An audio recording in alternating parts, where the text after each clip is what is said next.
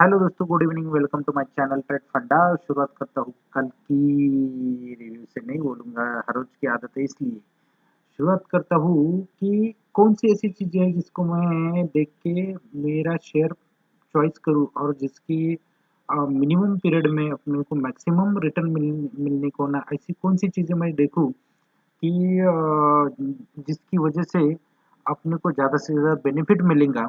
वैसे तो हज़ारों ऐसे लाखों आज तक के वीडियोज़ हैं और इसमें बहुत सारी चीज़ें हैं और बहुत सारी चीज़ें देखनी भी पड़ती हैं।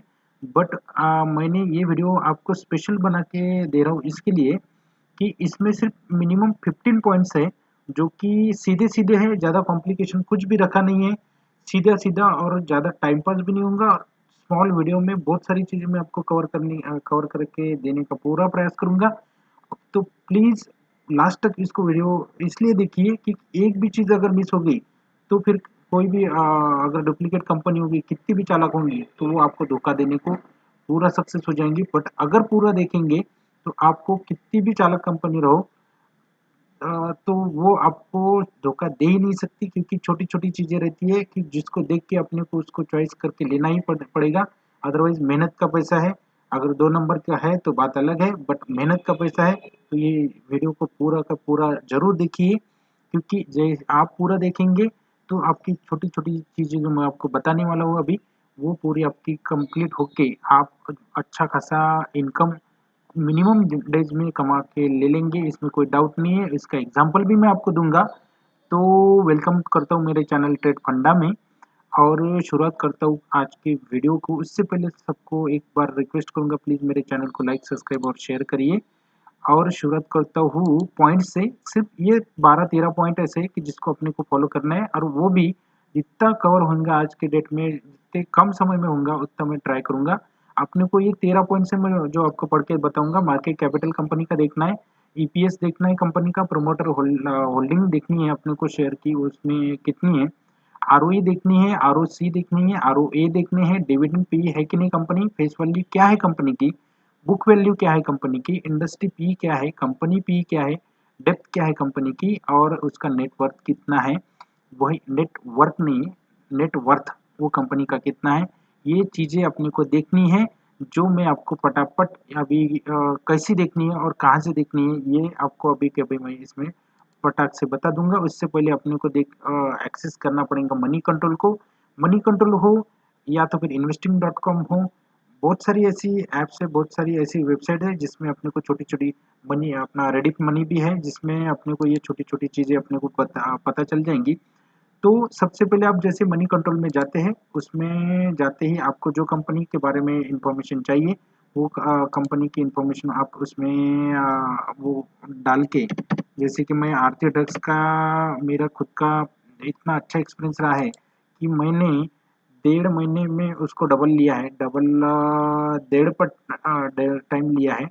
एक 1100 की शेयर को मैंने 2530 रुपये में बेचा है, और वो भी 1.5 महीने के पीरियड में, सिर्फ एंड सिर्फ ये स्टडी की वजह से। तो सबसे पहले अपने को देखना है मार्केट कैपिटल कितना है वो कंपनी का। Market capital must be 500 500 crore for safe investment, ये इसका रूल है।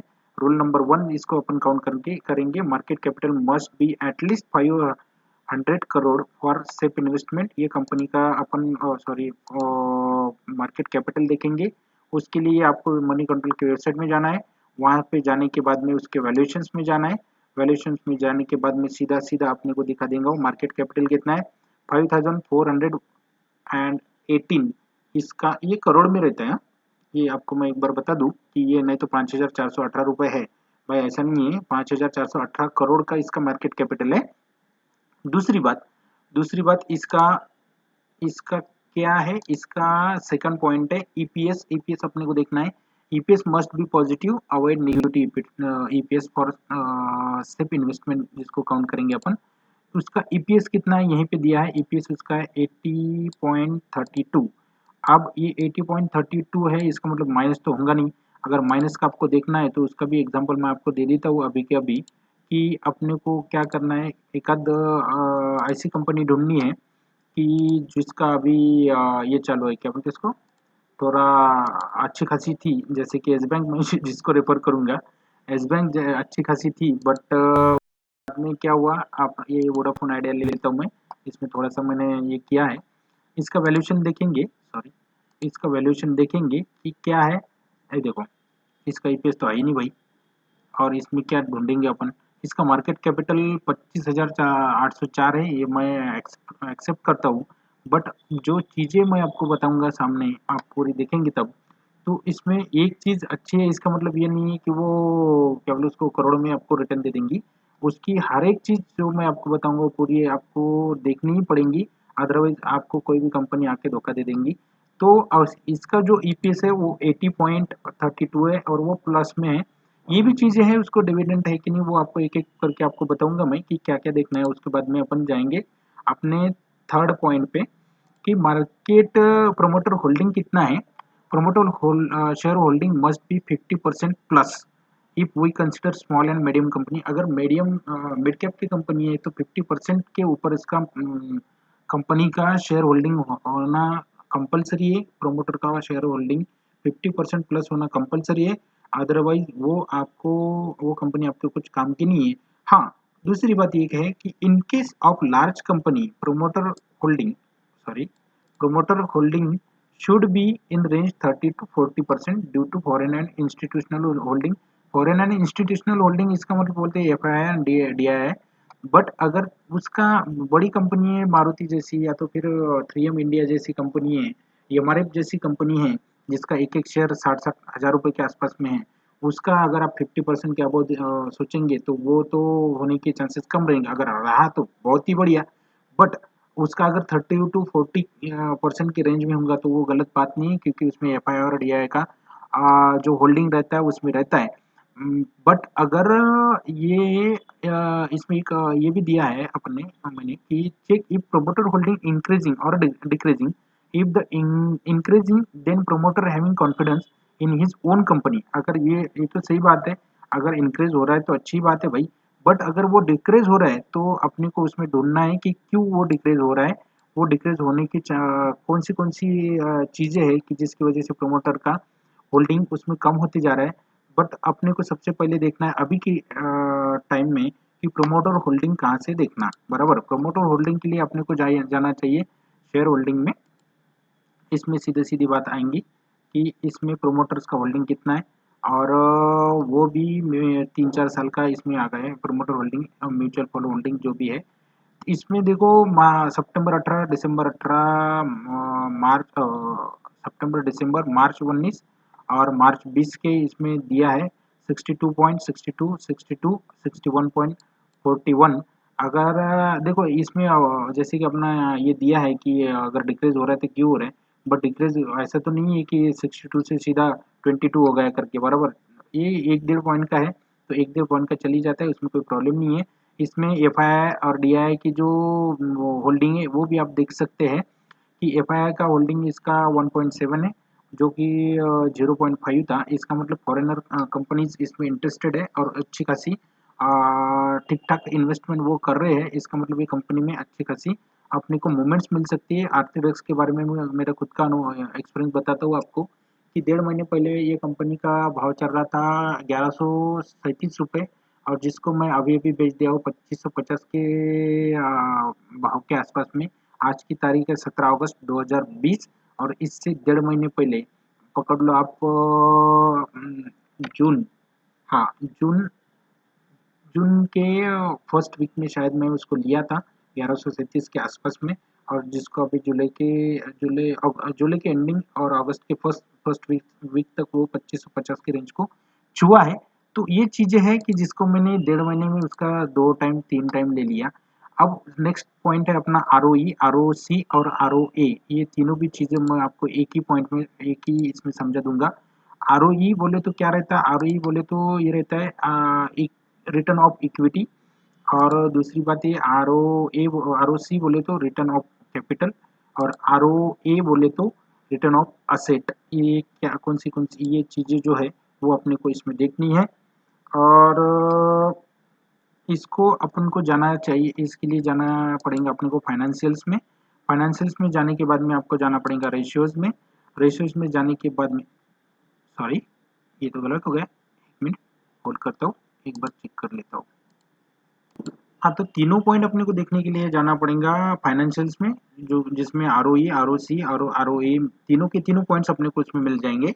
आरओई बोले तो रिटर्न ऑफ इक्विटी देखिए 21.67 है 2020 का, ये 16.51 है मार्च 19 का, उसके बाद में मार्च 18 का 18.7 है, और उसके बाद में 17 का 20.44 है, 16 का 19.20 है।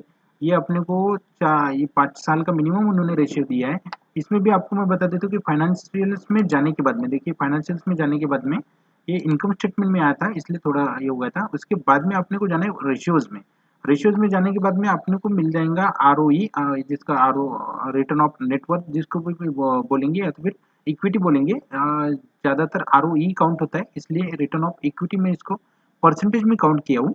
उसके बाद में आरओसी रिटर्न, आरओसी जिसको देखना है अपने को, वो है 22.54।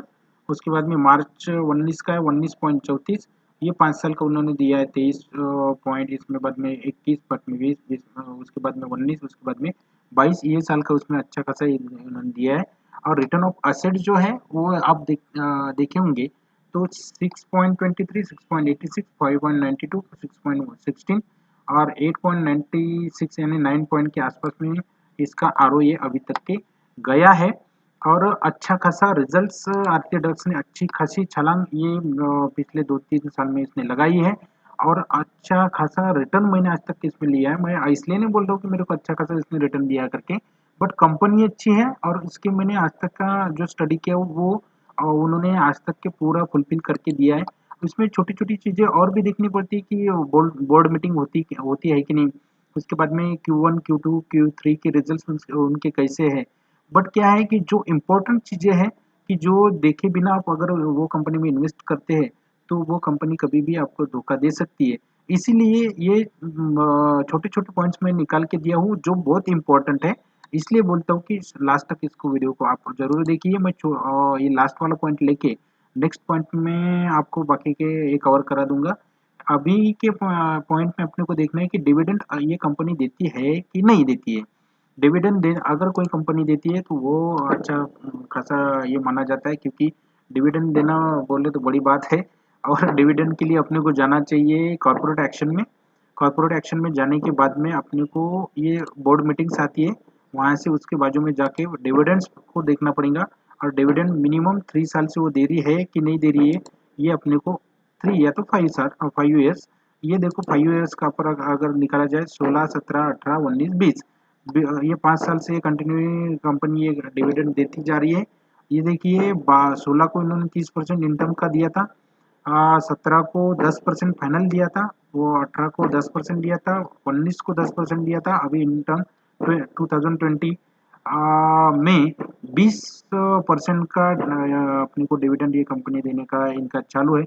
और दूसरी बात ये भी है कि इतनी कोरोना काल में पूरी मंदी की अपनी ये चल रहा है, फिर भी ये कंपनी ने बहुत अच्छी खासी रिटर्न्स अभी तक के मैंने मैंने ये मार्च में ये कंपनी को 650 के आसपास में देखा था, और वहाँ से फिर उसने रिवर्स गियर में अभी तक के वो रिवर्स गियर में रिवर्स बोले तो अपसाइड में है कि वहाँ से उन्होंने 2550 की मूवमेंट अपने को ये मार्च के बाद में अप्रैल अप्रैल से यानी अप्रैल, मई, जून और जुलाई 4 महीने में उन्होंने कम से कम 4 टाइम रिटर्न अभी तक के ये कंपनी ने दिया है।